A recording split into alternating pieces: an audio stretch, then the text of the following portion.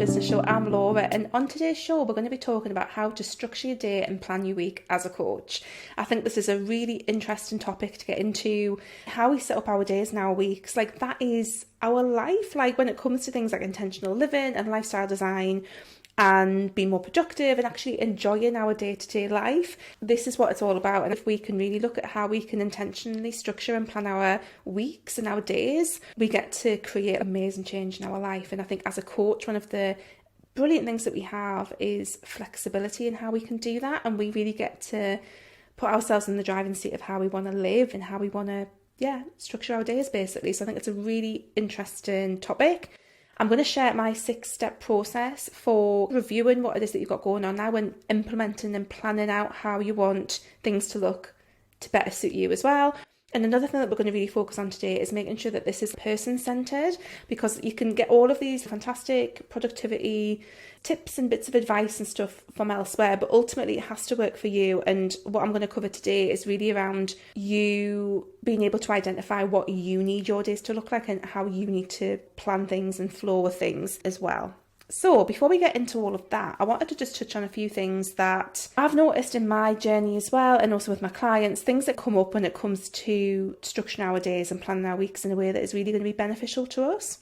One of the first things that I see is this 9-to-5 mindset. So for most of us coaches, we are coming out of a regular job, whether it's a 9-to-5 or shift work or whatever it might be. And even if we haven't actually, we're going to be bringing a bunch of baggage with us in terms of what society thinks is the way that we should be doing it. And often for me, basically what that looked like was that I felt like I should be at my desk between at least like 9 till 4, but really 9 till 5. I felt like I should be there, and I felt really guilty if I wasn't doing like Monday to Friday 9 to 5. I felt really guilty, and that was really just part of this 9 to 5 mindset that I'd carried over from when I'd previously worked, that I should be doing that 37 hours a week, and that's how it should be. In the UK, the standard working week is 37 to 40 hours a week. I know it's more in other places or less in other places, but that's what it is here. So I really had that mindset that that's what I should be doing, basically, and I would feel really guilty. And it wasn't until a friend of mine, we went out for a walk, and she was like, you don't have to do it like this. Actually, you run your own business, and one of the perks of that is that you get to decide when and where you work and how you do it. And that was it was really obvious, but I just needed someone to point it out to me. So I'm pointing it out for you guys, if you needed pointed out to you, that it's just helpful to be aware. And I think what comes along with this kind of mindset as well is the hustle culture, feeling that we've got to be working all of the time, feeling guilty when we're not working, all of that kind of thing. So if you feel that, it's really helpful to just, first of all, recognise it, because I think as soon as you recognise something like this, it makes it easy to unpack and to let go of, and just notice where it might be coming up and where it might be impacting the decisions that you make and how you feel about the ways that you work in your business and how you currently structure your days and weeks. And then the flip side of that is, I think the 9 to 5 thing is a lot about having like rigid structures that aren't actually helpful. The kind of flip side of that is that we actually don't have any routine or any boundaries or structure. Now, again, this is going to be totally personal. Some people do not want to have any boundaries or structure, and they want to be totally free flowing, and that's fine. Some people really want to have a lot of structure around how it is that they work because they find that's really supportive. It's all going to be different depending on who you are. I think what you do want to have is enough structure that it helps you show up, because I've had weeks in business where I've just been like, I've had no routine, no structure. I haven't really done very much work, and given that my business is my livelihood, that's not very useful. I need to be doing some stuff. So just being aware of that and being aware, do you actually need a little bit more structure in? Do you need some more supportive structure? And the way that I like to think of it is that structure and boundaries are meant to be supportive. They don't feel like a supportive container, then they're not quite right for you. So really think about what that needs to look like as well. So it's not just ditching all structure, ditching all like working hours or anything like that, or whatever you think is helpful. It's just finding what is actually going to work for you as well. And then another thing to consider is how you can work with your energy, like your natural energy ebbs and flows. I think we all have differences in what this looks like for us. Women who are menstruating, other people who are menstruating, they might find that their cycles have a big impact on how their energy ebbs and flows through a month, but day to day you might have that as well. And I think it's just really helpful to be aware of it, because we have the flexibility working for ourselves that we can plan our work around what that looks like for us and what our natural energy ebbs and flows are. So I think that's really helpful. Even things like just being aware of how you might feel after doing a certain activity. So I know for me, if I do anything in person, that's work related, like a retreat or a speaking gig or something like that, I'll probably need about 1 to 2 days off afterwards just to energetically recover from that, because when I've done something like that, I need some time off afterwards. So it can be really good just to ask yourself what that looks like in your business and what kind of support that you need in place to make that easier for you, and how can you structure your day and your week to make sense of these natural energy ebbs and flows. Because again, nothing's wrong. This is a big part of, I feel, my work, is that often we feel that we're wrong just because we're being us, like, oh, having this is wrong, or our energy doing this is wrong, and that's not the case. If you don't want to get up at 5 a.m. in the morning and journal, that's not because you are wrong. That is something that just doesn't jive with who you are, and that's fine, and you can find other ways to get the benefits of that kind of system without having to get up at 5 a.m. And I'm one of those people. I would not be getting up at 5 a.m. Definitely not. Another thing to consider when it comes to structuring your days and weeks is the commitments, responsibilities, and also the wellbeing activities that you might want to fit in around your week. So it might be things like, for me, I've got childcare responsibilities for my kids. You might have caring responsibilities, other responsibilities. I'm on the PTA at school, and that's something that comes into lots of weeks for me, really. So there's lots of different ways that this kind of comes in, and it's just being aware of what they are and what the non-negotiables are. So for me, my non-negotiables are that I have to look out after my kids, because obviously they're my children and I love them and I want to do that.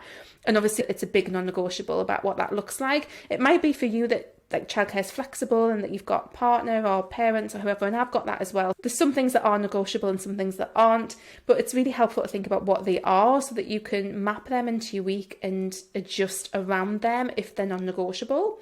Things like your wellbeing activities, I think, are really important. Now, this is something that I really struggled with in the earlier days of my business, is that I would feel like I just needed to be at my computer answering emails like as soon as I was free, basically. So as soon as the kids were dropped off, I had to be answering emails, and people expected me to do that. People were expecting me to answer emails, and I had to be there and blah, blah, blah. And that simply wasn't the case. And what was happening was that instead of exercising, something that is actually really important to me and really important for my mental well-being as well as my physical health, I was sat answering emails at 8 o'clock in the morning when that wasn't actually needed.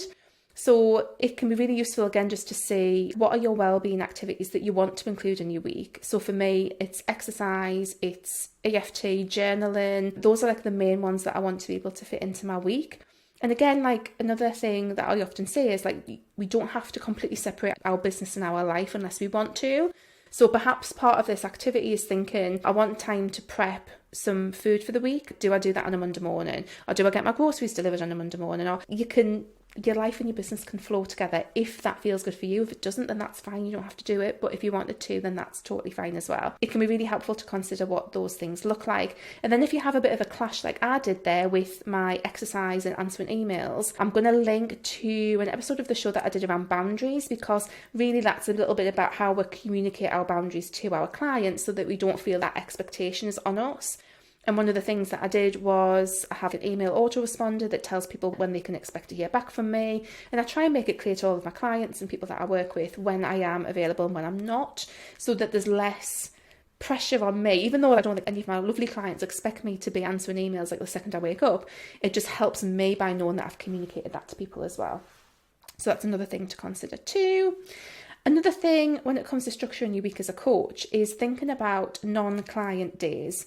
Now, I think this is really important. I think even for the most extroverted coach, I really think that we need to have client-free days, like days in our week where we don't see clients. I think it's really important. I find for lots of different reasons. I think, first of all, because and to be fair, mine go beyond just being client-free. They go beyond being any kind of meeting-free. So for me, Mondays and Thursdays are completely free of any clients, any meetings, anything like that, mostly because I find that for me to be productive and get work done and just to feel like good, I need days where I have nothing in my calendar and I can just focus on what I need to focus on, and that really makes a massive difference for me. So considering when you might want to have non-client facing days is really useful, and mapping out when those are. If your business is like a side hustle still, it might be more tricky to do this, but again, look at your available work time and then just find those little slots when you can have some time that isn't actually just for clients. And I know it can be tricky, and sometimes there's a bit of a balancing act to go on, but it really does help to have those days. And then there's other things you can do to support those client-free days, like using an online scheduler, which we'll get onto in a sec as well. So those are some things to consider when it comes to structuring your day and your week. And then in terms of the process for going through things and then identifying what you want this all to look like and how to implement it, here's a 6-step process to guide you and hopefully give you a bit of a structure. So the first step is to write down what's not working. So think about your current day-to-day life, like in terms of how things are structured and how things are planned out in your routine, what's not working. So write that down first. And then step 2 is to do an ideal day exercise. So I wrote about this in my post on intentional living, and I talk a bit about the way that I approach this. So I'm not going to repeat myself. I'll link to that process. But in a nutshell, I think there's a couple of different ways you can do this. I think you can do a version of your ideal day or your ideal week that is like total blue sky thinking, where you let yourself dream and dream really big. And then I think there's another kind of version of this that you can do where it's slightly more rooted in your current reality. So things that are not easily changed, like perhaps like where you currently live, and certain things that like you'll know the things that are not going to shift, and then do a version for like your current reality. I think that can be really useful, and both have really helpful things that you can take out to put into this, because if you're like big blue sky thinking life has you living by the beach but your current reality isn't that, can you structure your week so that you get to have a weekly trip to the coast? Can you do that, to the beach? Can you do something in your week to do that? Just as an exercise, I think there's some really handy lessons that can be pulled out of each of those different ways of doing it. And you don't have to do both, you can just do one version. It's totally up to you, but I think it's really helpful. And then for step 3 is to write a bit of a wish list of what you'd like to include or exclude in your days and weeks based on the stuff that we've learned so far. So we've talked about what's not working, we've looked at the ideal day exercise. We also want to think here about like our energy ebbs and flows. We want to think about our commitments, our responsibilities, and our wellbeing activities as well. And just write a list of what would I want to include in my week. So it might be things like I want to exercise 5 times a week. I want to have a trip to the coast. I want to do yoga in an evening. I want to do X, Y, and Z, whatever it is that you want to do. Write a wish list. I want to be able to be home every day for when my kids finish school. Whatever it is that you want, write down a bit of a wish list. You might not get everything on the wish list. It's a week and we might not be able to fit everything in and actually do our work, but you're going to be able to get a good amount of that stuff in. And if you structure that your week so that it flows around those things, that can work super well too. And then step 4 is just to decide how structured it needs to be. We talked a bit about whether or not you are going to personally benefit from having more structure or less structure, like to the point where you could literally block out every minute of your working time so that you know exactly what you're doing in each chunk of the day if you wanted to, if that was helpful. And sometimes I think when you're starting out, that can be useful so that you can really see what it is that you need to be doing and what you need to be focusing on. And sometimes people find that a really good form of accountability as well. So it could be helpful then, or it might be that you don't need any of that and they're actually just having some non-client days in the mix, and that's all that you need for the rest of your work, and life can flow around the rest of it. It's totally fine. It's about what finding is going to be useful for you, basically. And then step 5 is to get your calendar out and to bring together everything that we've looked at so far. So again, this might be sitting down and like saying, okay, so Mondays is this day, Tuesdays is client free. It might be, right, I'm going to finish work on 2 p.m. on a Wednesday so that I can do this. I'm not going to start work until 11 a.m. on a Thursday. Whatever it needs to look like, you can start to map that out a little bit, and it can be really useful to put those things in. And then you can put in, okay, so like a Monday mornings when I'm going to exercise, and you can start to structure things in a little bit like that as well. And that can be super useful. And then the final step is to look for tools that are going to make all of this easier. So this might be things like an online scheduler or booking system, so that keeping your non-client days free is a bit easier. That can be really helpful.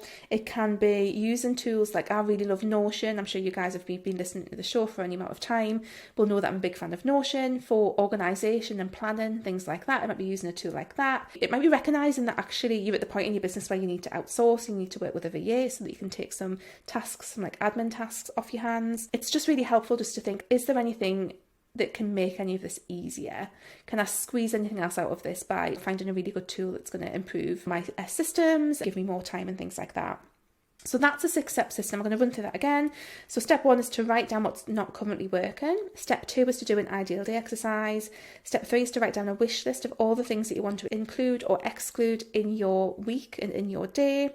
Then you want to decide how structured you need to be. And then it's sitting down with your calendar or diary and actually just kind of mapping that out and making it a bit of a reality. And then step 6 is to look for tools and systems and things that are going to support that for you as well. And then finally, I wanted to wrap up this episode by just sharing a little bit about what my day and week looks like as a coach. And like I said, I've been working on this for a while and it does shift and change. And I should say, I think it's really important to recognise as well that depending on your phase of life, like this is going to shift and change for you as well. And it still shifts and changes for me every so often as well, often with the season as well. It'll shift and change. But at the moment, I work 4 days a week. I have Fridays off with my little girl. She's 2, so she won't be starting school until 2024. So I've got quite a while, but I'm off with her on Fridays and that's our time together. And that's really important. I had that with my little boy as well when he was younger too. So we have Fridays off. So I work Monday to Thursday. And it tends to be, generally speaking, and again, I would say I'm more at the less structured end of it, maybe, probably in the middle. But I tend to work roughly about 9 till 3 most days, but that really does change quite a lot. So Mondays, Wednesdays and Thursdays are quite similar, like structured days, because my daughter goes to nursery. A Tuesday, my mum has my daughter, my mum. So that tends to be slightly different. So basically, and that might as well just give you a full rundown of what it looks like.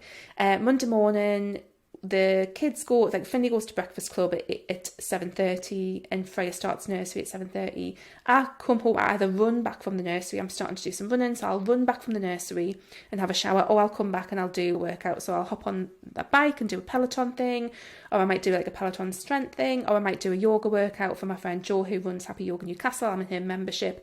I might do a yoga thing, and I tend to do whatever I feel energetically like ready for. So if it's my week where I'm on my period, I will do yoga, or I will just rest, to be fair. So I tend to do what I feel energetically like up for, and then I'll have a shower, then I'll have breakfast, and I tend to be sat at my desk for 9ish on a Monday. I'm trying at the moment to do EFT every day, so that's one of the things that I'm working on, and that's like on my little ticky list in Notion. So I plan all of my week in Notion, and I have a list of things that I want to try and get done each day in Notion, and I've got EFT is on every day, so I tick that off. I do some EFT. Mondays tend to be that the non-client days, they tend to be marketing stuff, like I'm recording this on a Monday. They tend to be marketing things, just generally getting my head in the game for the rest of the week. There might be some, like if there's like an urgent client thing, I might do that. Checking in on Voxer, checking in on my group program, checking in on my clients, like all of that jazz I tend to do on a Monday. And then I'll have lunch. I usually have about half an hour where I sit and make something for lunch. And then I often will have Finley and tea club until 4:30. So I'll work until usually about 4. But I tend to find that my energy dips in the mid-afternoon. So what I've been trying to do recently is do tasks that are more energizing in the mid-afternoon, like this. Like right now I'm recording this and it's 2:45, so this is perfect because I'm like on, whereas I'm just sitting there trying to do focus work. Like it doesn't work so well in the mid-afternoon. And often I will get to this point in the day and I'll just be like, I'm just done for the day. Especially if I've done something that's like been a big task and I've been quite productive, I'll just be like, I'm just done for the day now. So pick up Finley at 4:30 and then pick up Freya, and then we come back, have tea. James comes home from work. Sometimes Finley has like an after school club thing, like Beaver's on, and that's the structure for Monday. Tuesday is a client day. So my mum has Freya on a Tuesday. So I don't have like that like early morning kind of exercise slot, because she comes, we get ready, Finley goes to school, she takes Freya off to her house, and then I do some work, and then my mum and dad come back with Freya at 3 and go and get Finley, and then I do a little bit of work, but usually I just have a coffee with my mum and dad and a bit of a catch up, and then I go and get James, and then that's that day. But Tuesdays are client days, so that's one of the days that's available for people to book in with me. I'll also do client work. So for me and my business, that looks like websitey stuff, any kind of like reviewing copy for clients, Voxer chats, things like that. I tend to try and do mostly on a Tuesday. Wednesday, a bit like a Monday, again, like the kids go to nursery breakfast club, I'll do some kind of workout, back at my desk by about 9ish, and Wednesdays is a client day again. So again, I'll see clients, do client work, etc. Always dipping into things like Instagram, so there's always a little bit of marketing-y things going on. And then again, usually I have Finley and tea club, until about 4:30, so I'll go and get him, tea, come back.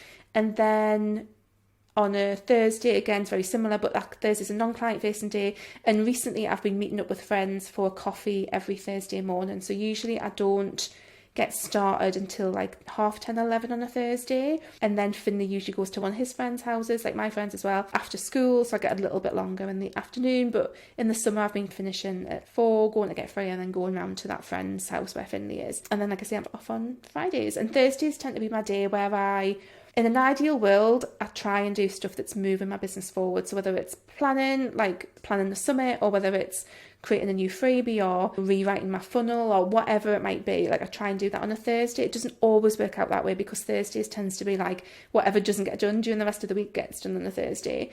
But that tends to be what that looks like. And then around that, like in an evening, I try and have some time to journal and to watch TV that I enjoy, or to do some restorative yoga I've been doing on a Sunday night and things like that. But overall, like I really like that structure for the week. It's quite loose. Often there'll be like last week I went to the spa with my friends on Wednesday, so the whole of Wednesday was out. I like having that flexibility to be able to do stuff like that. And then obviously I have to schedule in like weeks off. Usually when James is off, I schedule like a full week off. But sometimes it's just, I just need a day off. Also Thursdays, once a month, I try and have a bit of a CEO date where I sit and look at my plans, and I'll just look at what I'm doing and, basically do some planning and checking in with like my finances and stuff like that.